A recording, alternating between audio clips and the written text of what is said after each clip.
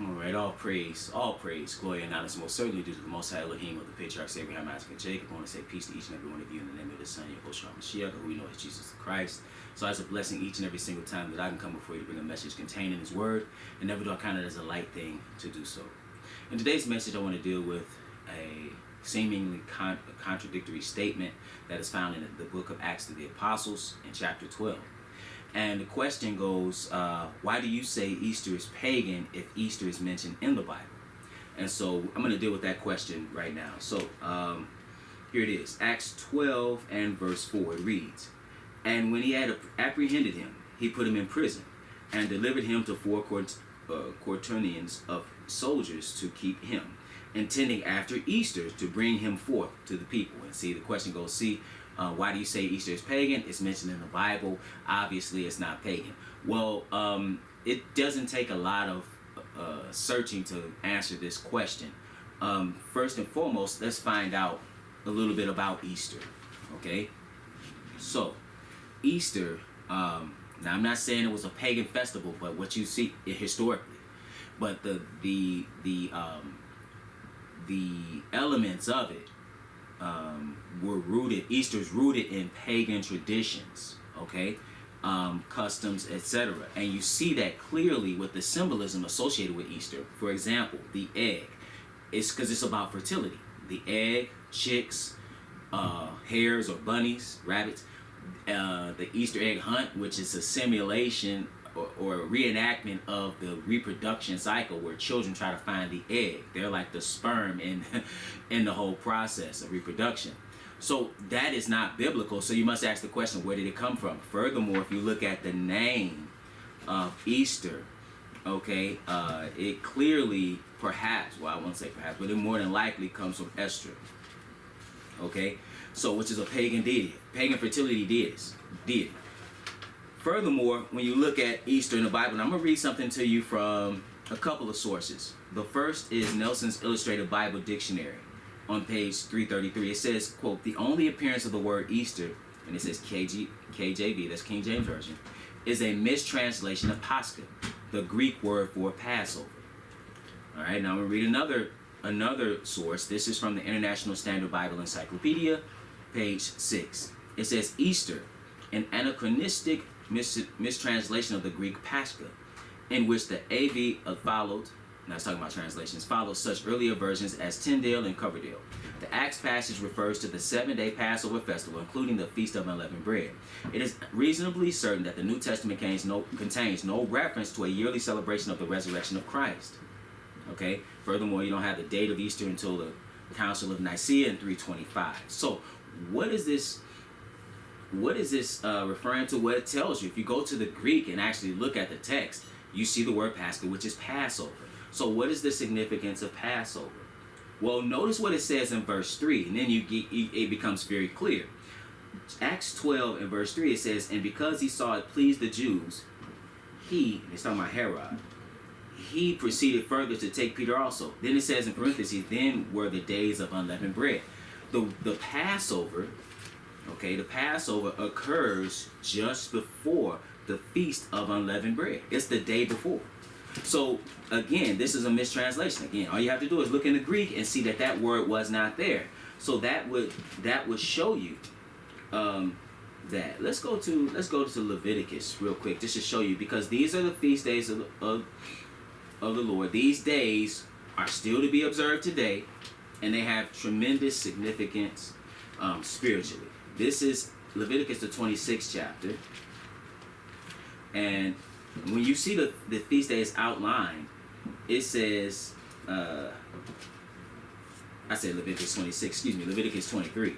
Leviticus 23, it says, verse 2, "Speak unto the children of Israel, and say unto them concerning the feast of the Lord, which ye shall proclaim to be holy convocations or sanctified gatherings, even these are my feasts." He starts off with the weekly Sabbath. Now, people try to justify Sunday worship, which is again pagan, by saying that Christ is the Sabbath now. Nonsense. I may do a lesson just destroying that doctrine. I saw a so-called minister preaching that. But nevertheless, 6 days shall work be done, but the seventh day is the Sabbath of rest and holy convocation. Ye shall do no work therein. It is the Sabbath of the Lord in all your dwellings. He goes, so that's the weekly Sabbath. That's the same Sabbath that Yahushua or Jesus kept. It is the same Shabbat or Sabbath that Paul the Apostle kept. And it is the same Sabbath that points to the rest to come. That is the rest that will take, that's the period of his millennial reign, when Isaiah describes it as, he says, and his rest or his Shabbat shall be glorious. That's where the wolf shall dwell with the lamb.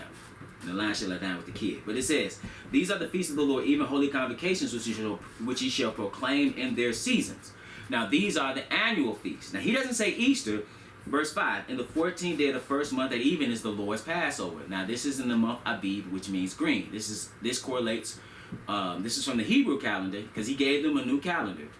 He said this shall be the beginning of months. Now it correlates to March and April according to the Gregorian calendar.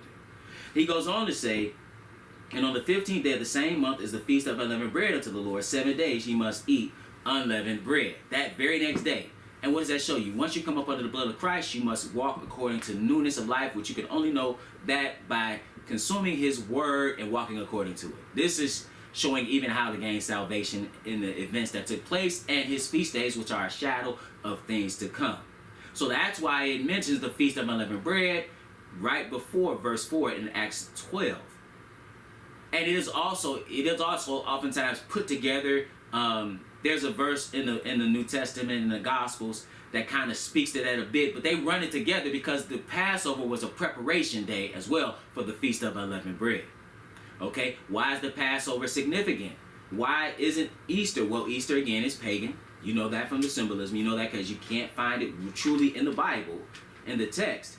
And Passover is the day that he actually died on, because he is the Passover lamb. When John the Baptist saw Jesus, you read in the Gospel according to John, he says, behold the Lamb of God which taketh away the sin of the world. Right? Then you read in Matthew 26 and verse 1, and it came to pass when Yahushua or Jesus had finished all these sayings, he said unto his disciples, you know that after 2 days is the feast of the Passover. Like I said, they're calling it the Feast of the Passover. Then it says, and the Son of Man is betrayed to be crucified. He died on the Passover. He is the Passover lamb. Let's go to 1 Corinthians. 1 Corinthians, and when Paul, in his epistle, when he is reprimanding the congregation in Corinth about their indifference to sin, he says something. He says in verse 5, he says, your glorying is not good. Know ye not that a little leaven leaveneth the whole lump? Okay, so that has significance. The leaven, having to remove leaven from your houses, is symbolic of you removing anything that would cause you to violate his Torah. Then it says, purge out therefore the old leaven, that you may be a new lump, as ye are unleavened. For even Christ, our Passover, is sacrificed for us. So it's about the Passover. Well, some would say, well, what about Jesus dying on Good Friday and rising Easter Sunday? That is also false. So this idea of Easter begins, it crumbles when you look at the Greek text in the New Testament. When you look at it in Greek, it crumbles. Furthermore, when you look at history, it further crumbles. It's starting to fall within itself. Then this idea that Jesus or Yahushua died on Good Friday and rose Easter Sunday crumbles further, because that would mean he was not the Messiah. If he died on Good Friday, as we are told, I grew up believing that, if he died on Good Friday and rose Easter Sunday, he is not the Messiah. Could be based on what? Based on his own words. Matthew the 12th chapter. Matthew 12 and verse 38 reads, then certain of the scribes and of the Pharisees answered him, saying, Master, we would see a sign from thee. But he answered and said unto them, an evil and adulterous generation seeketh after a sign, and there shall no sign be given to it, but the sign of the prophet Jonas, or Jonah. Now, what is this sign? Verse 40. For as Jonas was 3 days and 3 nights in the whale's belly, so shall the Son of Man be 3 days and 3 nights in the heart of the earth. 3 days and 3 nights, brothers and sisters. You can't get 3 days and 3 nights from Good Friday to Easter Sunday. You can't get it with the old math that we had, and you can't get it with the new math that these kids have today. You know what? Because that math is not mathing. So now, furthermore, this totally crumbles. It's not in the Bible. It was not observed. You see it in the Greek translation. That word again in Greek is Pascha, which means Passover. He never commanded us to keep it. Nobody was keeping Easter. Then you look at Easter historically, you find that it is pagan. And this idea that he died, our Messiah died on Good Friday and rose Easter Sunday is also, and I can show you even further how that is also false. So now this doctrine of Easter in totality crumbles within itself. So with that, brothers and sisters, it's always my prayer that you will edify.